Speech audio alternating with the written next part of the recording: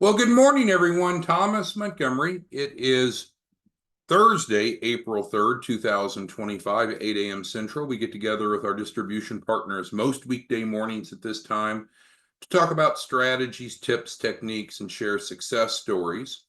First thing that we like to do on these morning agendas is to make sure that everyone is open for business. And if you're new to the Zoom, what that means is we are focused on building financial literacy and increasing access to capital.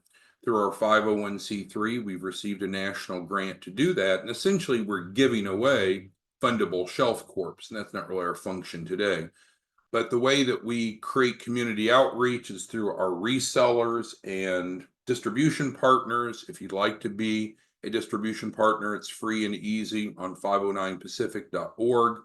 But once you let us know that you're interested, we should be sending you in short order an email. We call it the implementation email. And you literally should be ready to start helping clients in less than an hour. Is there anyone that needs assistance this morning with getting open for business before we get into our main topic? Okay, good. And then that's great because it's pretty simple. When you get that implementation email, it has an editable client agreement. You take our information off, put yours on, change pricing the way that you want, and then you're ready to enroll clients. Deeper trainings available on our YouTube channel. But let's get into our main topic today: legal loopholes to get business funding. And these words are important. So everything that we do, and of course everything that we talk about, is legal, not illegal, not immoral, not unethical, but legal. And then when we use the term loopholes, it is suggesting that it's techniques or strategies that are uncommon but legal. Now, with this isn't a sales pitch for our fundable shelf corps, but I think you will take away from it that we can provide a turnkey solution that packages all of these legal loopholes. And good morning to you, David. All right, so let's start with if our goal is to get business funding, so we have to start with the end in mind. And I was talking to David, who just said good morning to you, David, and several others of you yesterday. And I think those of you that are the strongest performers help the client understand how we're helping them reach the end goal. You know, if I came to you, David, and said, David, if I could get you a blank check to start or grow a business and you could write whatever numbers on there you wanted, what would that number be? And David might say, oh, 250,000. Say, great. What would that mean to you, David? If you had access to 250,000 to start or grow a business, what would that do for you? And then the client responds. So my point specifically is we need to start with the helping the client understand how we're going to help them accomplish their dreams and their goals. And then we can talk about how we can get them from here to there. Those of you that are lower performers, I think you ignore where the client's trying to go, and instead you just kind of regurgitate on them what a shelf corp is. But we need to instead, I think, focus on where are you trying to go and how we can help you get there. But let's get on to our topic: legal loopholes. So if we want business funding, not personal funding, but business funding, what's the first thing that we need? We need a properly set up business. And so that's not a loophole in itself, but that means at the federal level, at the state level, it's current with filings. It has a good DUNS number, a good PAYDEX score, it has the elements needed. And so that's not necessarily a loophole, but it's a prerequisite. If we don't have this, we're not going to get business funding. Now, the nice thing is we provide kind of a business in the box with the fundable shelf corp, but of course, you and I don't have a monopoly on setting up a business properly. People could do it on their own or otherwise, but this is a precursor to where we're going to go from there.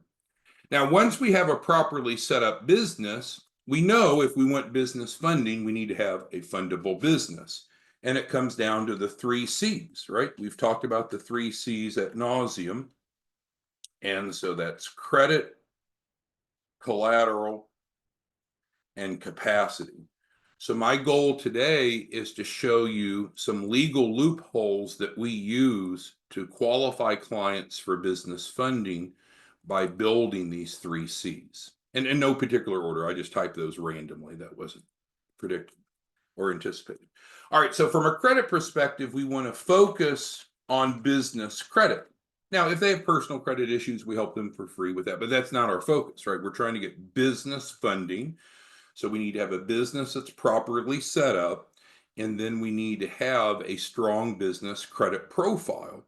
So what we do is we help them create their DUNS number, and then we help add primary trade lines. So I guess that's the answer here is we add primary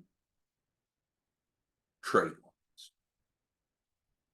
So we have relationships at most of the major banks, so we're able to facilitate our Shelf Corp clients getting these trade lines. And when we say trade lines, sometimes people think about, oh, I can go out and buy a trade line. Be really cautious of purchasing a trade line because number one, the credit bureaus prohibit that. And if it's really a purchase trade line, it will not report or it should not report because it's against the terms and conditions that data furnishers have to sign. Secondly, often they're bogus. So we're not going to do anything gray. We're focused on legal loopholes. So we're going to add true primary trade lines that they can use for their business. So that's how we accomplish credit. Sometimes people say, well, doesn't the business have to be 2 years old or 4 years old or 5 years old? Absolutely not. No, it doesn't take 2 or 4 or 5 years to add primary trade lines. That can be done very quickly. So that's number one. That's the least exciting of the 3, by the way. So now on to collateral. Collateral, of course, are the assets that the borrower pledges to the lender in case of default. Most business loans above $25,000 for traditional business loans will require collateral, although there are some instruments that don't. But in general, if we're trying to go after a normal term business loan, SBA or not, collateral normally comes into play. So a lot of these folks, they're not like you and I. They don't have much collateral to pledge. So these are assets pledged to lender. That's the description. And then what do? What's our loophole? We provide 100,000 of collateral for free. In other words, it's included in the Shelf Corp. And then secondly, we can provide, I don't know, as much as you want, say, we'll just say up to 5 million more if needed. So when we set up the Shelf Corps, the fundable Shelf Corps, they're ready to go for 100,000. And one of the reasons is we built in the $100,000 of collateral. But if someone wants more than 100,000, then we're going to need to look at what they're bringing to the table. Because you got to remember, these are adults, right? This is not the lady that works the drive-through at Burger King. These are adults and entrepreneurs. So sure, we're putting 100,000 in, which is a big deal, and it certainly is a legal loophole to help people have collateral for a loan. And I'll talk more about the mechanics of that in a moment. But then they're putting in whatever they have. If what we put in and what they have doesn't equal the desired loan amount, no problem, we can provide more. But let's dig in a little bit more to the components of the collateral so we can understand that it's legal and it's real. So we transfer $100,000 of accounts receivables. Accounts receivables are a type of an asset considered a current asset. They report on the balance sheet. They can be used as collateral. It strengthens the business. Now, sometimes people say, oh, okay, so you're going to give that to the client, but then you're going to take it back after they get funded. No, I don't think that would be legal anymore.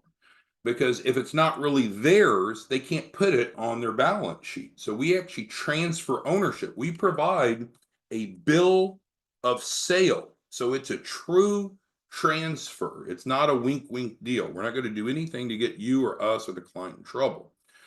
So we can transfer 100,000 of real accounts receivables, full bill of sale, full documentation. And again, if the client needs more, we can provide more. Now we're going to get down to capacity, and we'll talk about what we can do with that AR other than just pledge it for collateral. But any questions on the collateral before we move on to the third C? Okay.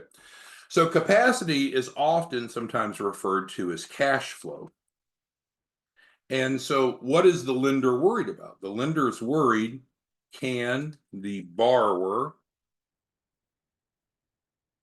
service, quote unquote, the loan? In other words, can they make the payment?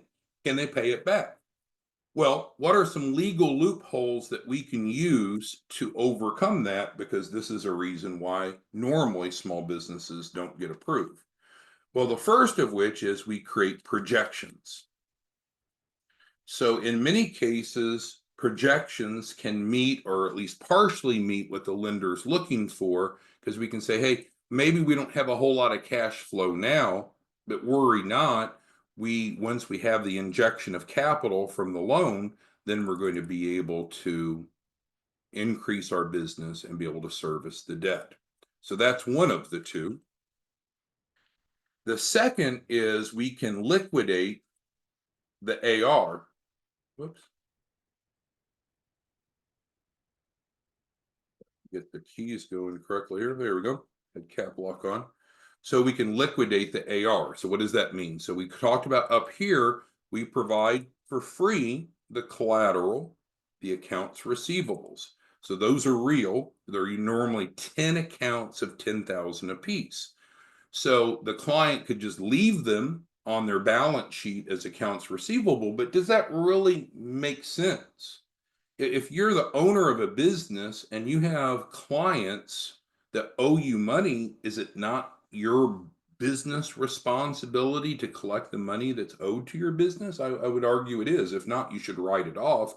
And if you're going to write it off, it no longer counts as accounts receivable. So, yeah, a normal business owner would pursue money owed. If not, they would probably get fired and replaced.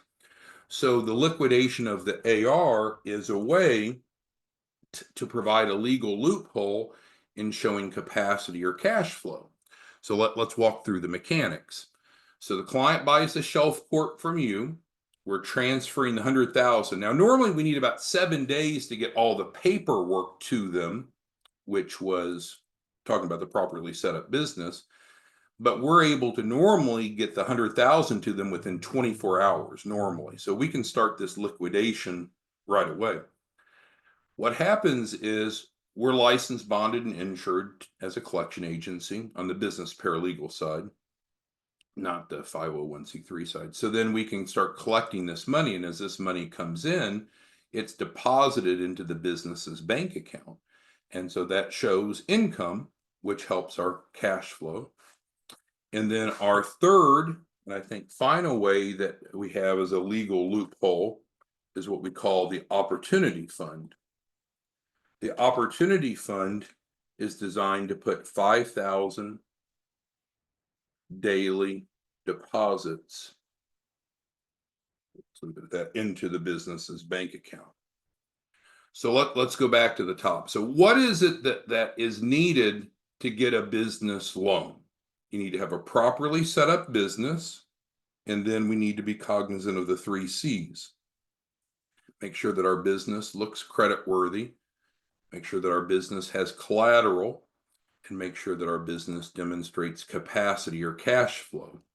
These are issues that often prevent entrepreneurs from getting approved, but you and I can help anyone, guaranteed, get at least 100,000. Why? Through legal loopholes.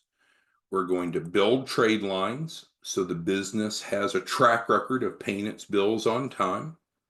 We're going to transfer collateral, which is typically required by lenders. We can provide as much as they need. The first 100,000 is free.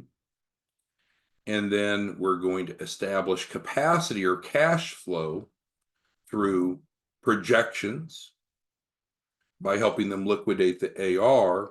And if they desire, they can participate in the opportunity fund. So with that, I want to open it up for questions, comments, concerns. Sometimes we run a little bit out of time for that, so I want to get into that. Okay. Joe's got some questions. I think, Joe, your questions are rather personal to you. So I think our best bet is to schedule a call, Joe, and that way we can go through your personal issues. I don't think you want everyone to hear about your financial challenges. Okay.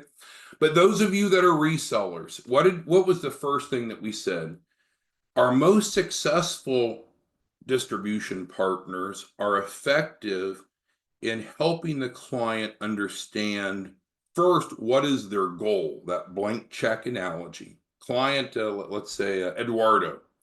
Eduardo, if you could have a blank check to start or grow a business, what would you fill in?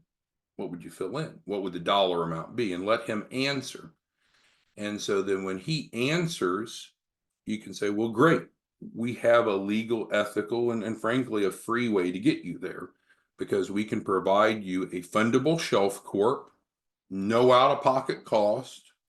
We'll finance it. We'll use it to get your funding. And then through a grant, we actually reimburse back the purchase price of the shelf corp. It's great. All right. Herman is asking about the AR. So the AR provides immediate value because it's that collateral asset that's on the balance sheet immediately. And then the liquidation is the process of debtors paying the creditor. So debtors are the people that owe the money, and the creditors are the clients that own the AR. So yeah, that can be a process. It's not as quick as just, you and I could go to the bank and borrow money and get money right away. When we're collecting from debtors, it's a process. And we've had separate trainings on how we go through that. But essentially, just think back to elementary school. The process is we ask, tell, make. So first, we're going to ask the debtors to pay the client, and then through demand letters and invoices and such. And then if they don't, we're going to tell them they must pay or there's going to be consequences. And then if not, then we'll make them pay by reporting derogatories on their credit and or litigating against them. So it is a process to liquidate AR, of course. All right, Zon's asking about the opportunity fund. Yeah, so the opportunity fund is the same as being a reseller. And so maybe that's attractive, maybe not. But again, when we have clients, I'll use that same analogy, they're not the lady at Burger King taking orders, right? Or taking your money after you made the order at the kiosk. These are entrepreneurs. What do entrepreneurs do? Like you and I, what do you and I do? We solve problems and we make a shitload of money by solving other people's problems. That's what entrepreneurs do. So, Zon, if you had a client that came to you and said, hey, I need that blank check you were talking about, Zon, great. We're going to help them get from where they're at to where they need to be. What we don't want to give them is some illusion of something that's too good to be true. We're going to have to qualify for the loan. So we're going to help them qualify for the loan by providing them a properly set up business. And then we're going to help them ensure that they have the 3 C's. So that's what it takes to have a fundable business. So we'll do that, and we guarantee the results. We guarantee a minimum of 100,000, but it's not just because they signed up that automatically they're fundable. We have to meet these criteria. So with that being said, if they have a goal of 500,000 on, but they're not making money yet because they need the 500,000, for example, to buy a factory or buy machinery or open a restaurant, we could certainly provide them a revenue stream now. And as we've talked about in prior trainings, it's not uncommon for businesses to have a diversified streams of income. So they could be a reseller, you would get overrides, and then they could start these daily deposits while we're going through the process if they want. They don't have to. Let's see, David asks, do we need to prepare that process? No, we'll take care of all of this, David. So and we got several Davids on, so don't get confused when I say David and you say, oh, I didn't say anything. Often we'll have people with the same first name, and sometimes people come back and say, well, why did you say you were talking to me? My name's Anthony. Well, there's more than one Anthony on most mornings. But the point specifically is, well, and we can add it here, I think we're best served if we understand the role of the reseller. So what that means is understand what you do and understand what you don't do. Kind of stay within your lanes is the common term. So you sell shelf corps. That's what you do. So do you advise them on the funding process? No, because if you look at your shelf corp agreement, does it say anything about funding? No, not a word. Some people come back and say, well, it's missing, right? Why would they buy a shelf corp if they don't want funding? Well, we have two separate steps, two separate phases we've talked about.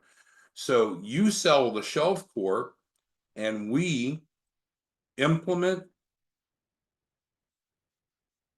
the shelf corp contract. So we do all the work. You don't have to do any of the work and handle funding. So it makes it real simple. The analogy I used the other last week and people seemed to like was the real estate analogy. So let's take Fernando. Let's say Fernando is a realtor. So Fernando's out selling houses, but he's not the MLO. He's not the mortgage loan officer. So he's out selling houses, or in this case, selling shelf corps. Great. Should Fernando be advising clients on the funding side? No, no. Fernando should refer to the mortgage loan officer for anything regarding funding because Fernando is not trained, supported, or in that case, licensed as a loan officer. So if you can set your boundaries the way we've set it up, I think you'll be very successful. But some of you aren't comfortable just being a reseller of the shelf corps. You want to get involved with a lot of other steps, and that can confuse you, and that isn't what you're trained or supported. Look at your comp. You're paid for selling shelf corps. So hopefully that's the answer that you're looking for. Rod's asking about when does the client have full control? And Rod, I was going to ask, you promised some big things. Rod, I'm curious, how many deals do you have coming in this week? Because I think last week you said it was time that you're going to start producing. But I'll answer your question, Rod, while you're answering me. Rod's asking about when does the client have full control? So of the shelf corp. So we're going to normally get that 100,000 to them next day. And I mentioned that a time or two already. So they'll have the first deliverable normally very quickly, but we do need 7 days to take care of getting the documentation in their name. We will do a handoff normally 7 days later. So now they have the business plan and the financial forecast and the registration with the federal government, the state government, it's theirs. So we need about 7 days to get that paperwork done. We can try to do it sooner, but I guess to answer the question, Rod, they'll have full control of the business once we've handed over all the documentation, which is normally 1 week after they've paid you, right? Because they need to pay you for the shelf corp, and then we implement. All right, is there anything that we went through today? We got a couple minutes left. Anything that we went through today that doesn't make sense? So we're essentially talking about the secret sauce. You know, how can we go out and legally and ethically guarantee anyone 100,000 or more of funding? How is that possible? Well, it's because we're providing what's needed. We're providing a properly set up business. And, you know, there's always that argument. Well, should I build my own business or should I buy a shelf corp? Well, certainly people can build their own, and we have a program for that. It's called the Business Accelerator. It's almost the same agreement. It's just we're not providing them the entity, we're using their entity, and the rest is the same. So if you have someone that says, oh, no, Claude, I want to use my current entity, I don't want to form a new one, I don't want a shelf corp, then that's fine. We can use theirs. Just let us know and we'll get them signed up. But the contract's the same, the pricing's the same, the mechanism's the same. It's just we're not providing the shelf corp, we're using their entity. But we need to have a properly set up business. And you're going to run into a lot of people. A lot of people say, I already have a business. And then what you normally ask them is, well, is it fundable? And usually they don't even know, or they'll give you some piss ass answer. Well, yeah, I've got my EIN, thinking, oh, that's all it takes to be fundable. Well, we need to spend some time teaching them because they don't even know what it means to have a fundable business. And that 27 mistake, PowerPoint is a really good way to approach that. But the bottom line is we need to have a properly set up business. And what we found, it's faster, easier, and free because the grant to get them a fundable shelf corp than it is to go build one. But if they want to do a custom build, they can. We call that the Business Accelerator Program. And then we cannot ignore the 3 C's. We want the business to have strong business credit, but we're only doing legal things. So again, those trade lines we're going to add right after we transfer the ownership to them. So they're real primary trade lines that they can use. Things like business credit cards, things like business automobiles. They're real. They're anything that is not real could be considered fraudulent when we use that information to apply for a business loan. So we're not going to do that. So from a credit perspective, if they need help on personal credit, that's included, you know that. But on the business credit, we're going to get the DUNS number and build out the trade lines. From a collateral perspective, this is huge. Most of these people don't have the assets like you and I have, therefore they need our assets or they're not going to get approved. We automatically provide them 100,000. Then we can reconcile, well, how much funding are you looking for? If it's more than 100,000, that's fine. We can go for larger amounts or much larger amounts, but do you have the collateral for it? If not, we can provide that and it's real.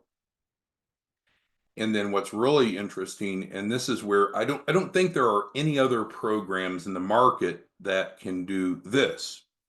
So certainly anyone could create projections. This is what I did when I was an SBA employee. They put me in an office that I referred to as a closet. It was one of those offices that had interior office, had no windows, just a closet. And so that's what I was paid to do all day, is develop financial projections for clients. But anyway, so that is one of the things. So that's not so unique. It's needed, but it's not so unique.